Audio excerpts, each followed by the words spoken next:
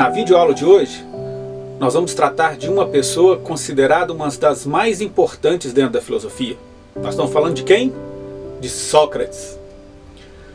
E é uma aula só para ele porque realmente ele marcou todo um contexto. Uma coisa diferente, uma curiosidade é que Sócrates existiu? Sócrates não escreveu nada. Tudo o que se sabe dele veio dos escritos de seu aluno, Platão. Sócrates nasceu no ano 470, na Grécia, filho de um escultor e de uma parteira, embora um cidadão ateniense da Atenas antiga. E isso aí marcou muito. E isso marcou a filosofia, o que ela é ainda hoje. Exemplo, o fato dele nascer e ser filho de uma parteira marcou a ideia do Sócrates de que as ideias devem nascer de nós como se fosse um parto, ou seja, de uma reflexão interna do nosso pensamento. Então a filosofia ela nasce já com essa ideia de não ter algo pronto, mas sim que ele ser gestado, gerido e depois trazido à luz, trazido à vida. Essa é uma coisa que marcou muito o pensamento socrático. O que a gente sabe do Sócrates vem dos textos e diálogos de Platão.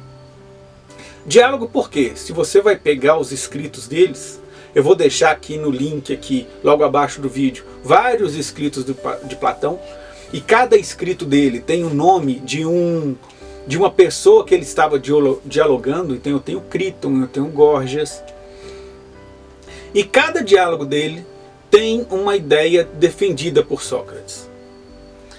Então a partir daqui, nós vamos trabalhar algumas ideias do Sócrates, mas sempre com essa visão. O que mudou dele para os pré-socráticos?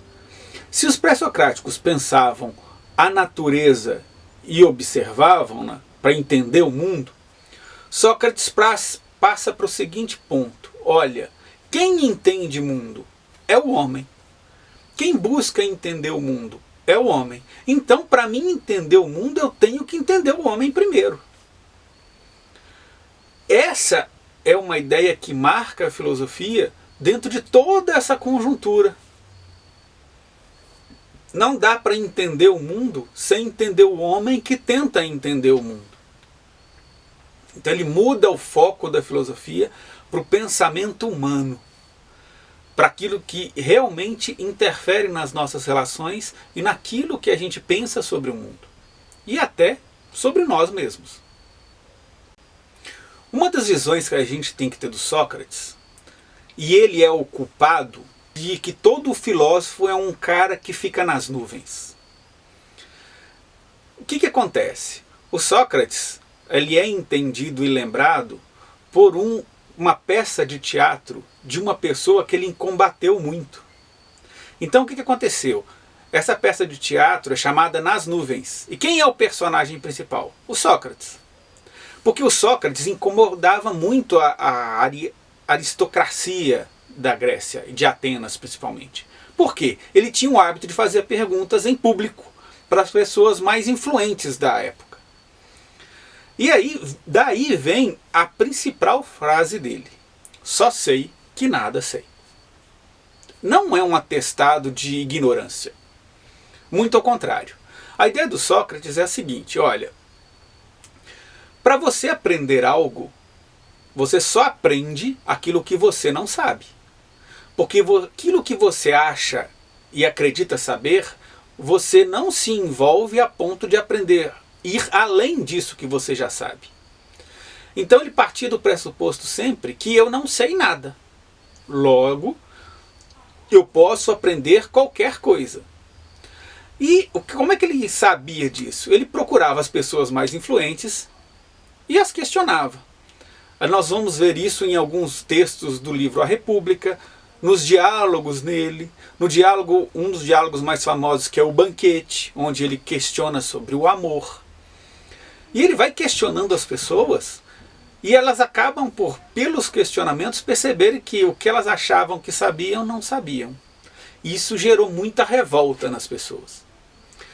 O Sócrates estava ligado a 3 pontos. Primeiro, a consciência do homem, né? Como é que a gente pensa e como é que a gente se vê.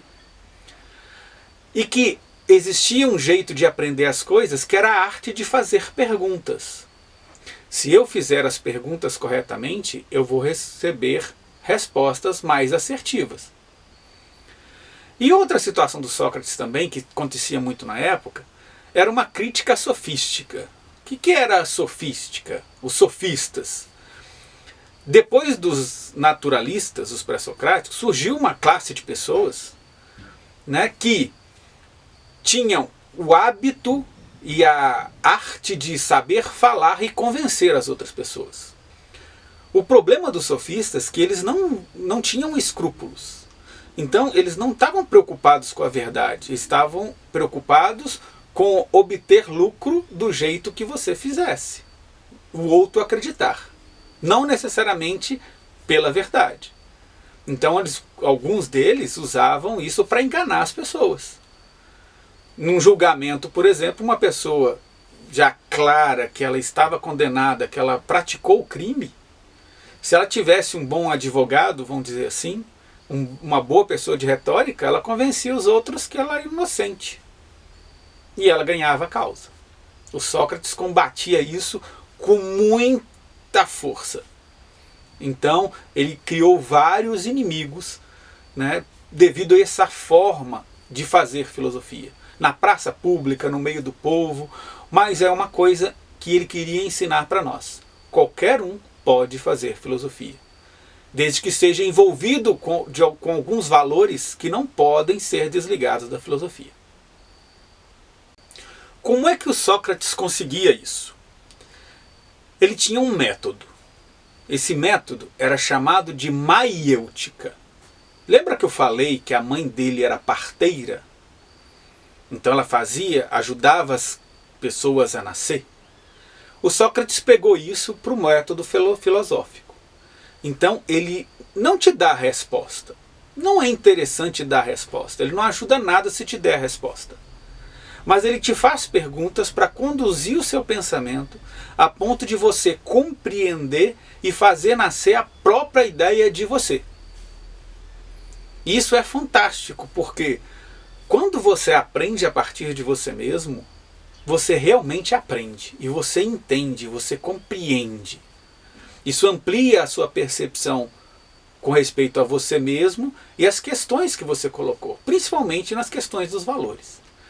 Tem um dos diálogos que é muito claro, que o Platão coloca o Sócrates discutindo com um juiz o que seria a justiça. E o juiz percebe que ele achava que sabia, e as perguntas do Sócrates levaram a dizer, e a ele a perceber que na verdade não sabia.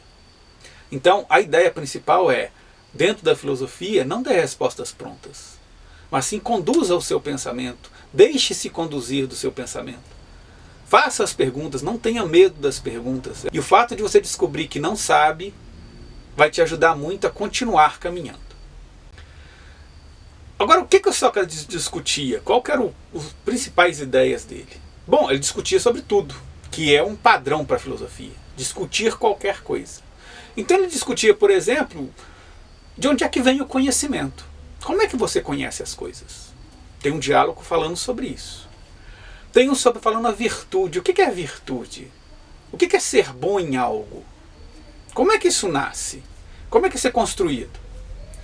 A questão do que é o amor. Então o livro O Banquete só fala sobre o amor. E um dos pontos também chave da discussão do Sócrates é a política. Agora, por que a política? Na Atenas, onde Sócrates e Platão estão inseridos, a política, o que é o relacionamento entre um e outro, é o principal para que a cidade funcione. Então, o livro A República, do Platão, e aí tem a ideia de república, não a ideia que nós temos da república hoje. Tá? A nossa república hoje é uma república representativa, ou seja, nós elegemos pessoas para que nos representem. Lá não. A representatividade é individual. Ou seja, você vai no meio da praça e defende a sua ideia junto com algumas pessoas. Entenderam agora o valor da retórica e da capacidade de conversar? A pessoa, ela mesma, tinha que defender a sua causa. na frente de todo mundo. E a cidade como um todo, né, em uma reunião na Ágora, que é a praça central de Atenas, ainda existe esse lugar lá ainda, hoje. Então, nesse lugar você defendia a sua causa, as pessoas votavam e fazia-se ou não fazia-se. Então, filosofia é o amor pelo conhecimento, conhecer as coisas. De alguma maneira, como é que eu consigo conhecer as coisas? Primeira coisa, fazendo perguntas. Então, eu tenho que saber fazer as perguntas corretamente. Terceiro, eu tenho que me importar com a verdade, principalmente. Eu não posso jamais sair fora disso, ainda que essa verdade negue aquilo que eu sabia. Quarto, e o que eu considero mais importante, uma atitude humilde frente ao conhecimento. E é o só sei que nada sei. Essa é a ideia do filósofo que nasceu com Sócrates. É muito bacana ter essa ideia. Só tem um problema. No nosso mundo de hoje, como era no de Sócrates, isso muitas vezes, pela maioria das pessoas, não é bem visto. E o Sócrates terminou pagando o preço dessa filosofia. Como ele terminou condenado à morte. Então tem um outro texto chamado Apologia de Sócrates, que é a descrição do julgamento dele. Onde ele mesmo decide se defender. Mas ele se defendeu e foi condenado pela sociedade que tanto gostava do seu jeito. Então, quem que o condenou foram os poderosos. Porque muitas pessoas não se envolveram em defender o Sócrates. Porque ele era idolatrado pela juventude. A juventude corria atrás do Sócrates. Porque ele dava possibilidade a ela de assumir a sua vida com verdade, com justiça, com regras, mas com entendimento delas. Ou seja, ele transformava o jovem em um protagonista da vida, não uma máquina. Infelizmente, isso não era bem visto pelos poderosos, afinal de contas, ensinava os jovens a pensar. Repararam algo acontecendo hoje? Quando a educação às vezes não é tão valorizada, ou até a filosofia em si. O que aconteceu com Sócrates? Ele foi julgado, condenado à morte, a tomar veneno. Ele poderia ter fugido, mas ele não. Aquilo que eu defendi da república, da verdade, da justiça, ainda que eu seja condenado injustamente, eu vou cumprir aquilo que eu defendo.